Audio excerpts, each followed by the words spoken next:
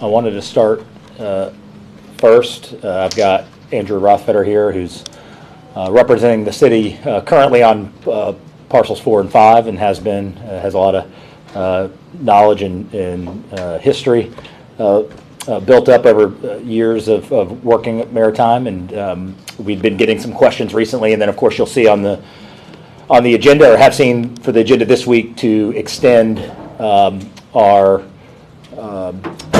agreements with 4 and 5 and 7 as well with Valencia, all to June 30th.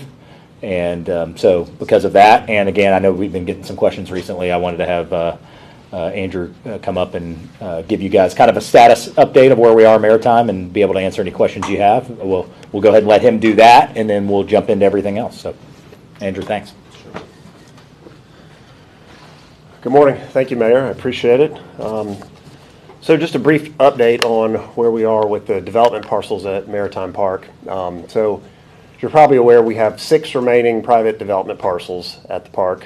I think we had 7 for a while, but I think we've pulled one of them aside to do some expansion potentially of the stadium. So we have 2 developers that currently have options on all of those sites. One developer is a hotel developer based in Houston called Valencia that has parcel 7 under option. And then we have another developer that has the remaining 6 parcels under option, which is Inspired Communities of Florida, which is a partnership between the Dawson Company and Emmett Smith Company. So if you've heard me at City Council over the last few years, I've used an analogy for these relationships with these developers between the city and the developers as sort of like a courtship. So you get under option with one of these developers and you're sort of engaged. You're in engagement and you're trying to make progress toward an actual wedding date. And that's where we've been the last couple of months with both these developers. We've seen a lot of progress in terms of getting much closer to actually setting a wedding date, which in this case the wedding date's defined as executing a ground lease, a document for a 99-year ground lease for each of these parcels with the developers. So we've made a lot of progress in terms of the deal terms with both these developers. They've both been to town multiple times. We had Valencia in town 2 weeks ago. Their entire 8-person senior management team flew in to spend time with the mayor and me. And we're extremely close on that, but we decided we needed just a few more months on that to finalize the terms and get the ground lease in a form where it could be executed. But all signs to that deal are pointing to a executed ground lease for that deal by June 30th. In terms of Dawson and ICF, if you remember, of course, they have options on parcels 3, 6, and 8, as well as 4 and 5, which 4 and 5 are the main parcels that sit kind of in front, the 350 space parking lot that's currently shared use, and the sort of triangular grass piece right between that and the stadium. And for as long as we can all remember, for the last 3 or 4 years, those parcels have sort of been linked. We've called them 4 and 5 because they've been together, because the initial developers that came proposed developing that all as one project because they are combined. And I guess the most recent news there is the complication of that, of course, was having to develop on those sites and replicate those parking spaces that are still sitting there as surface lots. So that project had always been thought of as having to build a structured parking garage to handle the parking needs that it has, plus handle the parking for the development that would happen there. We always knew that would probably happen in 2 phases. So the biggest news that's happened is what Dawson has decided is the very first project they want to pursue at the park is just parcel 5. So that is just a triangular grassy piece between the parking lot and the stadium. And it's really good news for the city in that what it allows is parcel 7 to be developed by the hotelier, which needs off-site parking on that site. But it allows us, and the term I use is to continue to kick the can, if you will, from a city perspective on having to think about investing in a very expensive parking garage. So what can happen now is parcel 7 gets developed as a hotel, parcel 5 gets developed as mixed use, residential, live, work, play, entertainment, and it will park itself underneath itself, parcel 5, with no need for any off-site parking. So now it allows us to sort of sit with parcel 4 as a 350 space surface lot that will meet all of its current needs, meet the hotelier's needs, and have no needs from parcel 5. So that's the direction that we're headed in now. But because of those changes, again, we decided to push it out another 4 months just to make all those changes. And the plan right now is to have that parcel 5 ground lease signed by June 30th as well. So those are the two pieces that we are thinking will happen first, sometime in the next 4 months. So I'm happy to take any questions. Sir. Andrew, a couple of questions.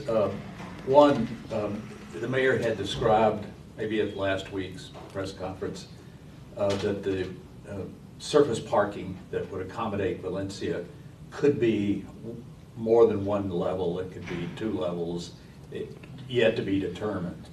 So is that still part of the thinking and the financing and all that to make subterranean or however the parking would look? That's a great question.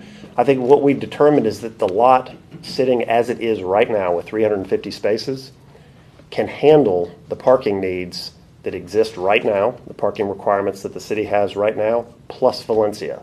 And the real reason it can do it is because this concept of shared parking. So if you think about it, most of the uses of that parking today are daytime business hours, Monday through Friday, 8 to 5. Most of the use that a hotel needs are evening use. So it's sort of a perfect marriage of ability to share parking. And we've had people sort of run the math on 350 spaces, and can we accommodate both with, the overlap in the middle, but most of the bulk shared? And the answer seems yes. But again, it's a kick the can scenario. At some point, if and when Dawson decides to develop parcel 4, then we're going to have to deal with what you're talking about. Yeah. And in a follow-up, you had mentioned a set aside for future expansion of the baseball stadium. Is this the previously announced batting cage at the practice batting area? Or is this a new expansion? No, you probably know more about it than me. I've heard exactly what you've heard. Yeah, this is from, I'm probably a couple years now of the need for minor league, the need for minor league baseball requirements to expand the facilities as they start to make decisions on where they're going to have minor league teams. So I don't remember when that. Again, you might have been doing a press conference back when that was announced, before my time. So. Anything else on that? Right. All right. Andrew, thank you. Yep. I appreciate that, and certainly excited about the potential to keep those things moving. You remember we had moved these all to a uniform date with the idea of, call it sink or swim. Let's find out one way or the other if we're going to go down this road, or if this is not something that we can work out, then let's start at the drawing board. But these are companies that have been dealing with the city through multiple administrations now, and so trying to get on the same page there. And honestly, some of the delay was self-inflicted on our side from why we're going to June 30th, just because we've had so many irons in the fire. To be honest, we're about to talk about one of them that we've gotten done. But from a legal department standpoint, we certainly were part of some of that delay. I don't want it to be implied that Dawson or anyone was causing us to push it forward. When you hear that, you might think that, but between American Magic and Baptist and many other things that we had going, a little bit of that delay was on our side. So I think certainly negotiating good faith on our part is to make sure that we have ample time for those negotiations to happen. So I just want to be clear about that these delays are not solely caused by the development community. All right, second update that we have is you guys will see, we will be bringing as an add-on this morning. We were able to final a lease to get to council for American Magic. So we're very, very excited about that. We've been working all weekend long and weeks prior to that, not hung up on any particular issue, but it's a 77-page document, so lots to work through, but we're very, very excited to be in a position that we will be bringing to council this week a 10-year lease with American Magic with a 10-year option to make the port their headquarters. So you'll see, and we'll distribute some of the key points that we're looking at. A lease rate, they'll be paying $291,200 a year on a 10-year lease rate, and they'll have a 10-year option. But there are some other points outside of that that were certainly important, I believe, representing the city, which is we know that the value of having American Magic here is not built in the lease rate primarily. It's built in what they can do for our economy. And so a lot of the things that we had asked for that you'll see that we're proposing in this lease to the council is things that certainly help us accentuate those opportunities. As an example, you'll see in the lease that as part of the rent that they pay and the rate that they pay is predicated that if they win the America's Cup, they would have at least a preliminary regatta here, an America's Cup preliminary regatta hosted in Pensacola, if not the entire thing. They won't be required to do the latter, but one or the other would be required. We've asked them to have 2 national and international events a year on our bay. We've asked them to open up once a year for an open house for the community. That it is at the port; it's behind a fence, so we want to make sure that they continue to stay connected to the community. You'll see our obligation is that we will have. You'll see it say that the building needs to be completed by December 31st, 2025. Just as you guys report this, I want to make sure we're clear. That is not what our intent is. That's just giving us buffer for unforeseen circumstances. We are still full steam ahead to try to get this done in December of 2024. So I don't want anyone to think that means our goal now is moved back.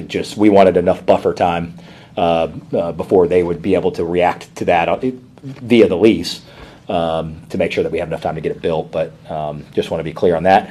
And then you'll see other, you guys may have questions about, or the council may have questions about some of the opt-out penalties that we have if they were to leave, some fees that they would owe us on top of rent. And you'll see that in one of the sections. But we're super excited. I know they are too. And as they get prepared in Barcelona, negotiating with a 7-hour delay between might cost us a couple hours too. But it's been wonderful to work with them. We're very, very excited, and I really truly believe that this project can be transformational for the city. I think opportunities don't come along often that you can now call yourselves at the forefront of the United States in something, and we are going to be able to say we're the leading sailing community in the United States when they arrive here. So very excited for that, and again, as you guys review that, certainly next week. Our hope is that it's approved on Thursday, and we are shooting for the skipper of American Magic, Terry Hutchinson, is going to be in town on Monday, and we're shooting for us to have an event to be able to execute that lease once I would have permission to do so from council. So again, excited to see that, and I know you guys will have a chance to review it, and we'll answer any questions that you may have. On Malcolm Young, we're not going to get into a lot of details on that. We've engaged counsel to handle that situation. It's not prudent for us to. I'm not going to discuss merits of that, nor am I qualified to do so. We've hired folks to do that for us, and so we won't really be answering any questions as it pertains to that legal action. Who you hired? Jack Zesh is doing the outside as outside counsel, and of course working working alongside Adam, in our city attorney's office as well. So, all right, Miraflores update. The survey got done on the 15th and 16th, and we should get a final report for the new part of the park that was analyzed in the next 30 days, same way that it worked last time. Took about 30 days or so. And then we'll schedule, once we have that result, we'll schedule our community group with Miraflores, which will be a public meeting, of course, but we'll schedule a meeting with them to share those results and everything that we have, and once we have a full picture of the park. The bridge lights, this is my non-update update, is that the Coast Guard continues to, we get this question intermittently, why aren't the lights on? This continues to be an issue between FDOT and Coast Guard, and I don't mean an issue that we aren't going to be able to use them, but it's a permitting issue that doesn't have, it's still a TBD date. So I know we've talked to FDOT about that, and we have offered any of our resources or our folks in Washington D.C. or Tallahassee that can help move that forward with the Coast Guard. So we've started that late last week. And FDOT is an awesome partner with us. It's nothing, again, they're doing their I mean, I'm sure they want them on. You know, those are expensive lights on an expensive bridge. I'm sure they want those on, and they're as motivated as we are. But sometimes these things happen, and we've notified FDOT that we're willing to be as proactive as possible to get those lights up and running. Motor Lodge, we have closed on the property. We closed on the 16th. So our plan that has been put in place in terms of securing it with fencing. We worked with PPD, with Public Works. Lots of hands have been in the CRA, of course. Lots of hands have been in this project, and so we're excited to finally have that closed, and we'll continue to move forward with the letter of interest. Like I've told you guys in previous press conferences, we will, the same concept of what we just had the letter of interest go out for Pensacola Sports, it'll be the same concept. Obviously, the bullet points will be significantly different in terms of what we're asking for developers, affordable housing developers, all that. We'll say, you know, when we list out our objectives, obviously it'd be clearly different than the one that's on Main Street, but we're looking forward to getting that letter of interest out and about. The cameras have been installed at the skate park, we have gotten that confirmed. And I'd mentioned to you already, we've had 2 big camera projects go up. We also have a Jefferson Street garage, and it was a significant project, about a $200,000 project. And our joke is, you know, we might be able to see a mosquito in there if we needed to. We've got it covered. And again, huge thanks to everyone on our team to make that happen.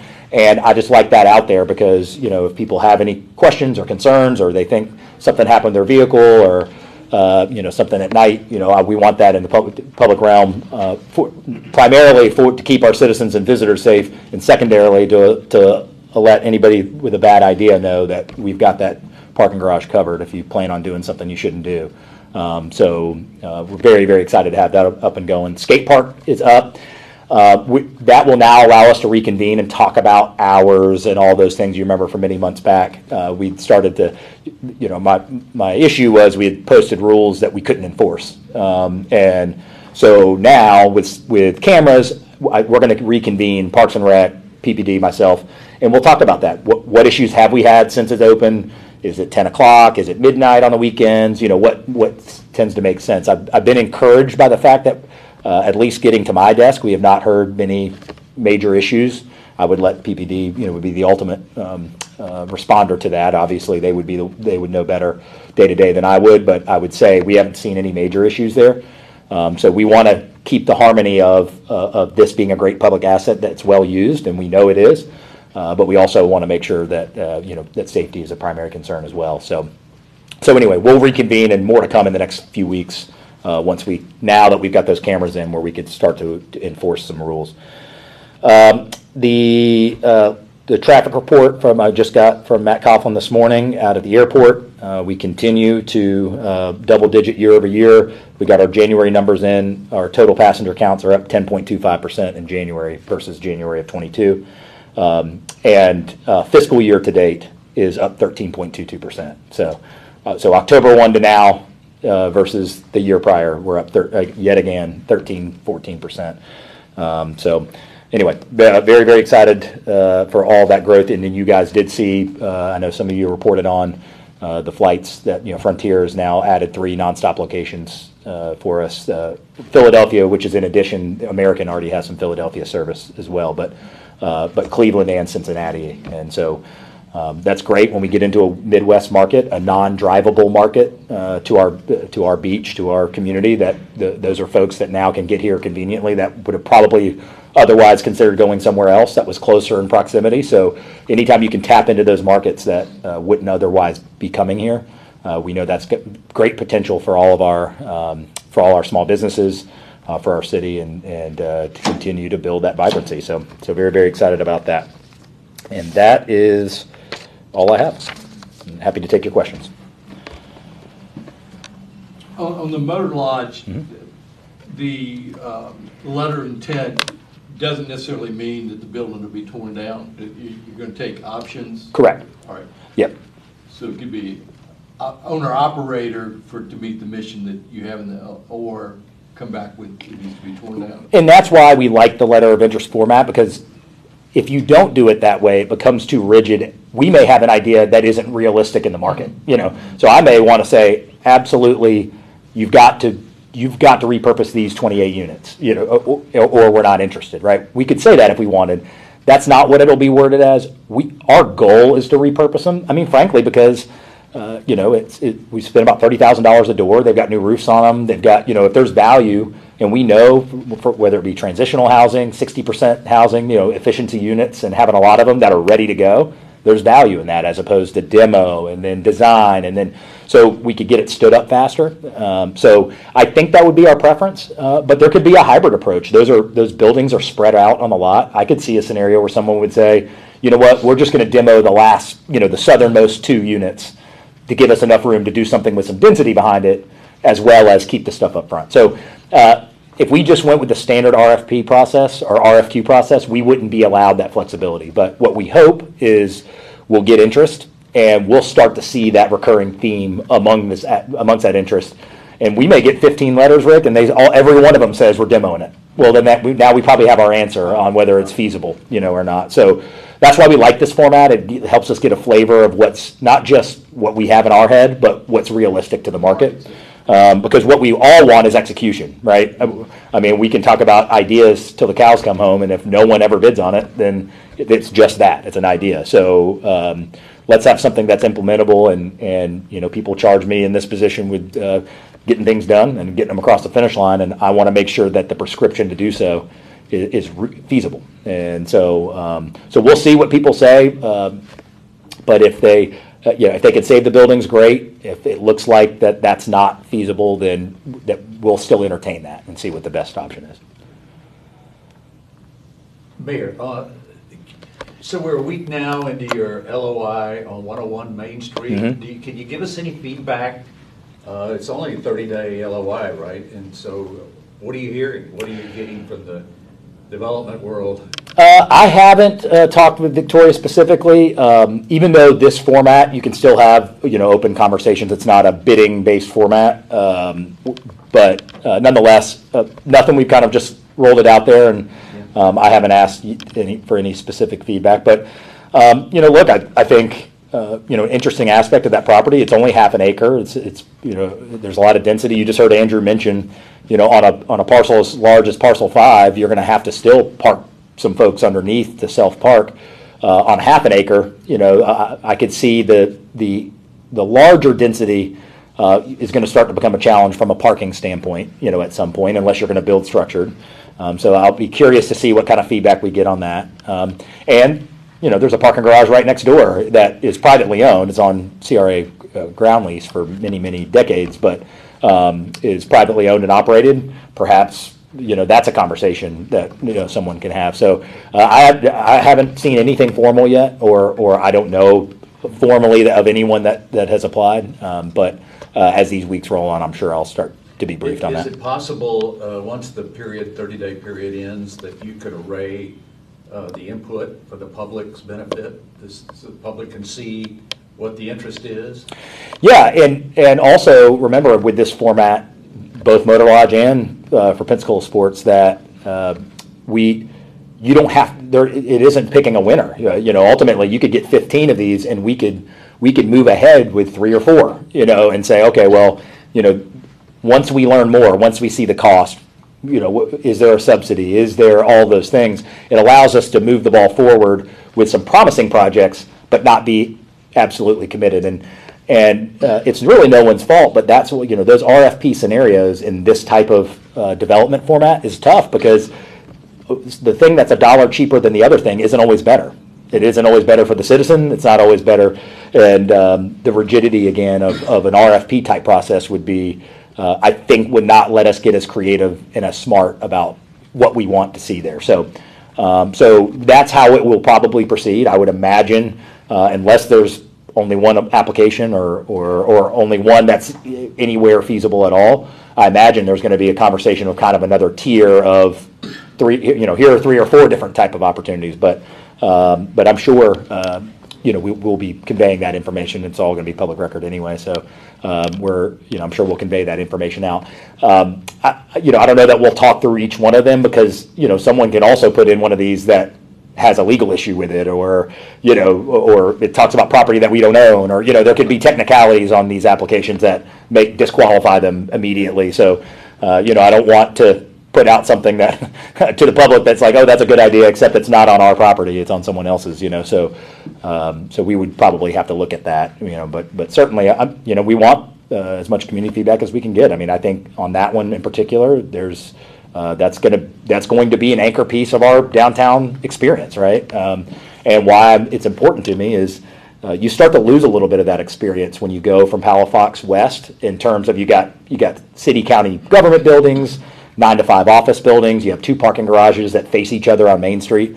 And you know, I walked around with Mayor Robinson and James Lima when we were in my previous life, when we were talking about the hashtag project. And what they say is those are those moments where the walk, it symbolizes to the pedestrian that the walk is over, right? You get to parking garages, you get to big parking lots, you know, that that downtown walkability experience ends. And so I think this piece could play a big role in really extending that and bringing that to Bruce Beach, to Maritime Park, to the marina, all those other things that we want people to come to. You know, how do we bridge that? And I think that this piece of property could play a big role in that. For American Magic, Yeah. I just want to clarify the lease that's going to go into Thursday's council meeting? That's right. Yep, this Thursday. So council has been, all the council members received it. And I want to be clear too, we have been very communicative with council staff throughout the last several days. We had hoped we'd have it on Friday, because obviously we didn't want to give off the impression that this was some kind of surprise or anything like that, that we were getting down to the bitter end. If we had not had something complete by close of business, even though we were closed, but by close of business yesterday, then we would have sent at least some terms to the council, just the big, you know, the rate, all of that, just so they were aware. Obviously, 77 pages, 95% of that is a lot of legalese, but we were going to share those terms with them if we didn't have something. But fortunately, we didn't want to confuse matters either, and so now we were able to get the full.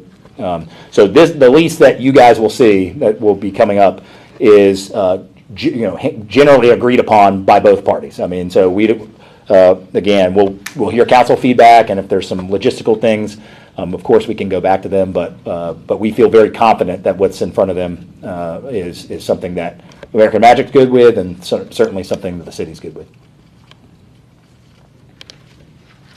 All right, thanks, guys.